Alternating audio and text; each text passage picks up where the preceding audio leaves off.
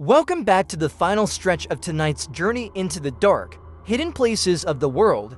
This is the Unseen Hour. I'm Mark Bishop, and joining me is folklorist and field researcher Sarah Delaney.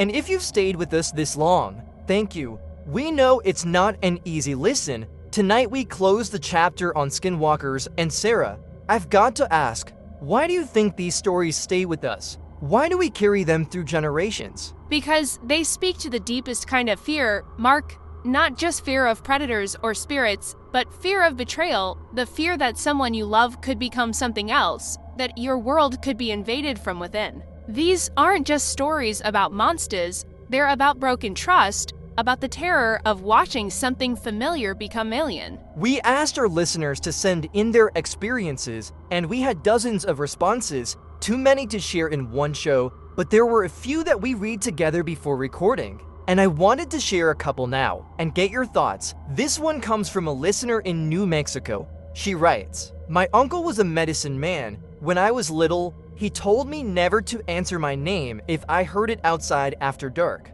One night, when I was 12, I did. I heard my mom calling me from the backyard, soft, kind of playful. I stepped out the back door and the yard was empty. Then I saw her, my mom, standing at the tree line.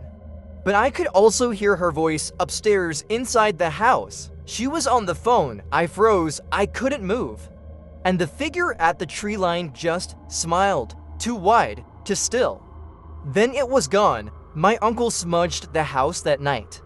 He didn't say a word, just kept shaking his head. Sarah, what do you make of that?" That smile, Mark, that's what gets me. It's always wrong, too wide, too human in the wrong places. It's not just mimicry, it's mockery. It's like the thing is enjoying how close it's getting. And what really strikes me is how often these stories involve children, because kids trust their senses, they haven't learned to question what they see. And that makes them vulnerable, but also powerful, because they often sense what adults ignore. Another listener wrote to us from Utah.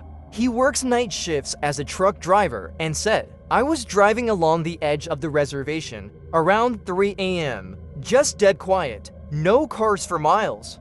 I looked in my side mirror and saw a man running beside the truck. I was going 60. He wasn't breathing hard, just staring at me, keeping pace. He had no shoes. I floored it. 10 miles later, I pulled over, shaking, turned on all the cabin lights. No one there, just bare, muddy footprints on the passenger side." I believe it completely. There's a theme of speed, unnatural motion. Not like how animals run, more like how things glitch in dreams. Fast but wrong, and that stare, that locked, expressionless gaze, is another classic marker. They don't blink, they don't move their heads like we do, they just fixate, like predators sizing up prey that can't escape. A few people asked us, are Skinwalkers evil or just lost?